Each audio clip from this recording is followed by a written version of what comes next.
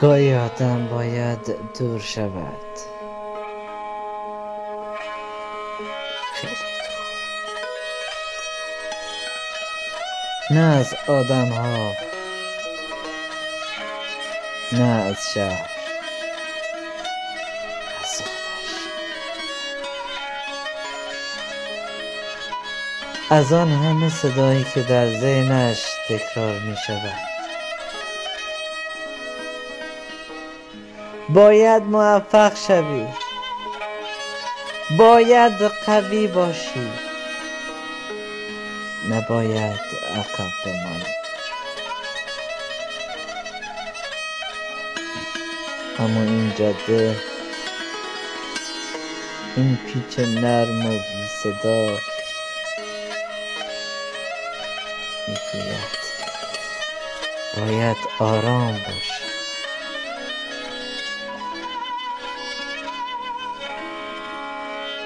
من در این سفر دنبال مقصد نیستم، دنبال فرار هم نیستم.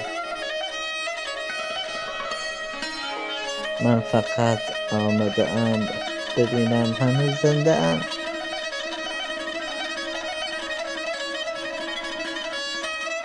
آیا هنوز می توانم از یک تپه سبز، از سایه یک درخت،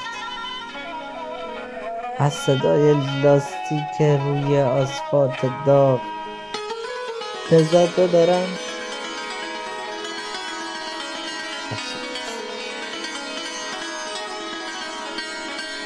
سکوت این جاده بلندتر از 1000 فریاد بود، بلندتر از شلوغ‌ترین خیابان‌های شهر.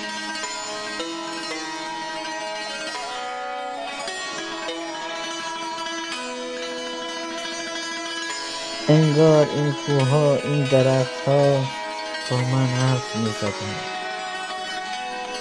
بی کلام، بی انتظار. به من گفتند آدمیزاد برای جنگیدن ساخته نشده، برای زیستن ساخته شده، برای نفس کشیدن.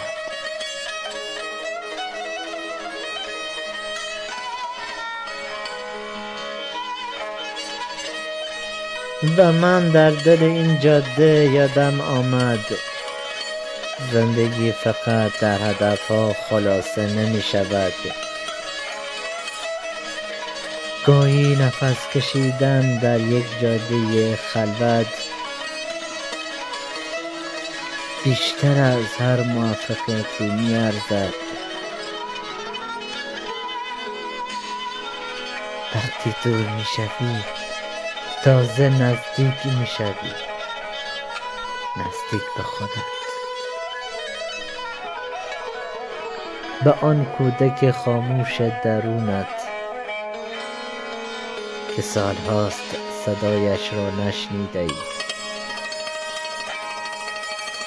گاهی باید خاموش شوی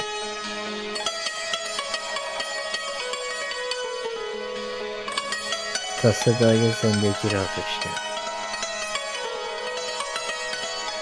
این سفر، این جاده مثل آینه‌ای بود که مرا بدون نقاب نشان داد.